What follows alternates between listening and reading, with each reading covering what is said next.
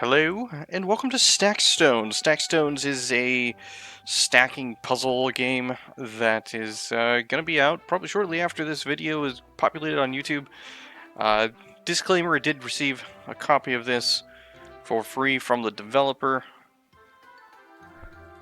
And I've played quite a bit, a couple hours of it. A couple of things to point out right away is there's really no limit to how many levels you can go. I stopped at 21 because it got a little bit difficult for me, but basically the height is endless. It'll keep going, so you're always going to just have lots to do if you really want to.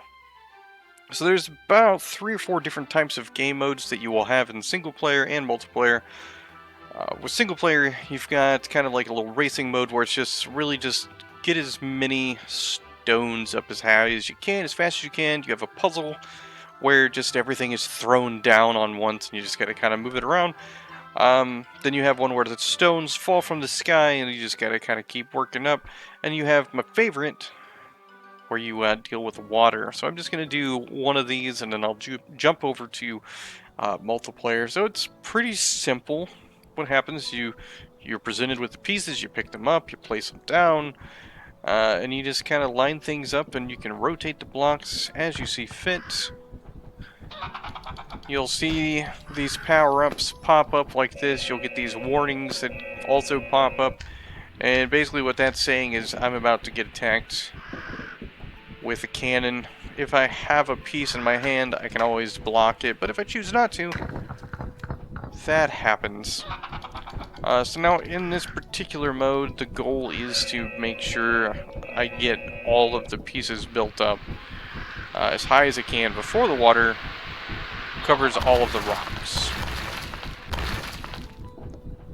And I can use things like glue to glue pieces together. You get all kinds of different power-ups that kind of occur throughout the game. You do not have to line it up with the ruler itself. You could, but you don't have to.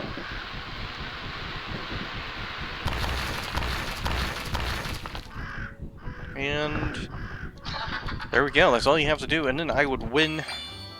I get 2 stars because I needed to go a little bit faster, basically. And so you will get stars as you play. As you can see, I have 2 in most areas, and the reason for that is because I kind of wanted to play this more as like a chill, relaxed version of the game. Then I'll just kind of quickly go over the other modes just so you can kind of see what those are like.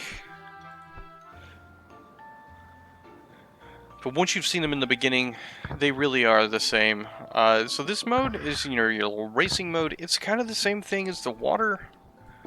Last man standing, as it's called in multiplayer, but it's essentially the same thing. The only difference is I don't have any water.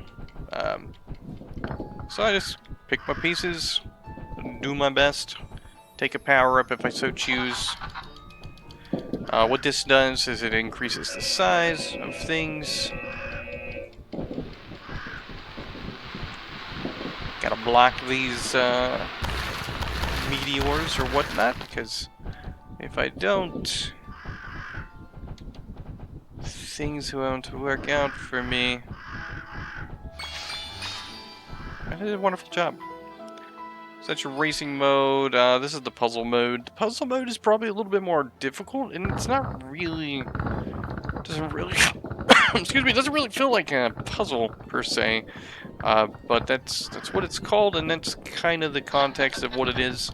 And it's the same principle. You have pieces, and you are trying to put them down and get everything built up as quickly as possible. The big change that you'll have here compared to the other areas is your pieces that you have. Well, these are the pieces that you're going to see throughout this entire experience. You're not going to get more pieces that are going to drop from the sky. You really have to depend on your skills here to build things appropriately to make sure you get to where you're going, because if you don't, it's just going to fall apart. You do have earthquakes. That's one of the worst things that can occur. unless you're playing with like multiple people. Then you have the other player you have to worry about who will do things, and you do need the pieces to stay perfectly still, otherwise it will not count for completing. And that's what happens there. And to show you what it looks like with the stone fall before jumping over to multiplayer, it's basically the same premise. You have stones that are dropping, and you just keep placing things down until you get all the way up to the top. You don't have to do on the ruler, like I said. You can always go to the side if you want, so it's entirely up to you. These guys will come with a lot of different things. If you don't want to have the constant attacks, that's fine. You can always click on the button at the menu to stop attacks, and you can have just like a more chill, relaxed experience. It's kind of like I prefer to play that way unless I'm playing multiplayer, in which case I like to do it with multiple you know, events happening, because it's a little bit entertaining to be able to just watch your opponent struggle because you've started launching meteors at them, or you've launched 3 cannons in a row, and it's pretty funny and definitely quite enjoyable. And so yeah, this is basically single player in a nutshell. It continues on, like I said, until you get tired of it. You can always take a break and come back. That's what I had to do, because I just started going nuts with everything. It was just kind of on the difficult side for me after a certain point. But once you turn it over to kind of like the, no attacks or anything, you just really get to focus on doing things your own way, and it makes life easier. Obviously, with these guys falling, it can make things a little bit more difficult, but overall, it's fine.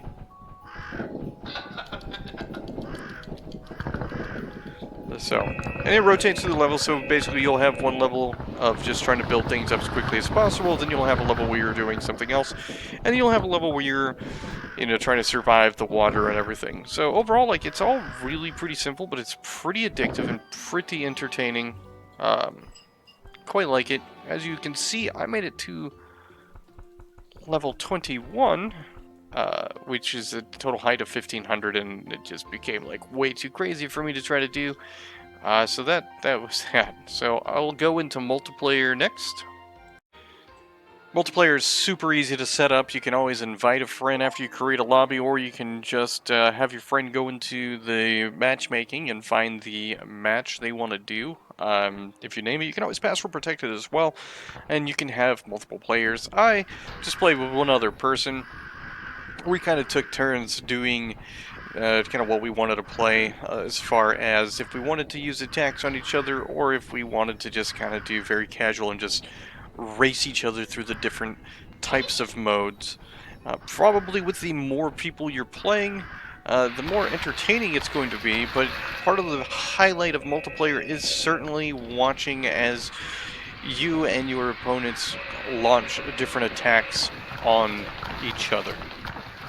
Because all the work that you do that you think is going to go great, yeah, sometimes it just goes really south once they get the upper hand for the attacks. And if you lose, it'll kick you back out, or when the game is over, it kicks you back out to the main menu. Then you select some new multiplayer matches, and you're right back in. And it's very similar to the single-player mode. The big difference is you're just racing against another person, and overall, it's quite enjoyable to play with another person. It is definitely a game that you can play by yourself and have a good time, or it is a game that you can play with other people and have a good time as well, and they don't have to be your friends if you find a lobby open. So overall, when it comes to stacked stones, you might think, oh, well, it's not really that impressive looking, but it doesn't have to be. It scratches all of the itches that you might have for a game that requires physics and stacking things. There's enough variety over the course of the game to kind of keep you coming back. The ability to turn off the attacks is a godsend, because it makes it so much easier when you're having a rough time. There is a leaderboard at the time of this video. Doesn't seem to be really uploading anything or changing anything, but I imagine when the game comes out, you'll start to see, the leaderboard actually go up and new people on it. So overall, quite fun. It's fun by yourself. Definitely a game that I would say it's probably best played with a couple of your best friends or closest friends or enemies or something like that, because then you get to, really push them around and do a lot of fun stuff. But overall, definitely a recommendation.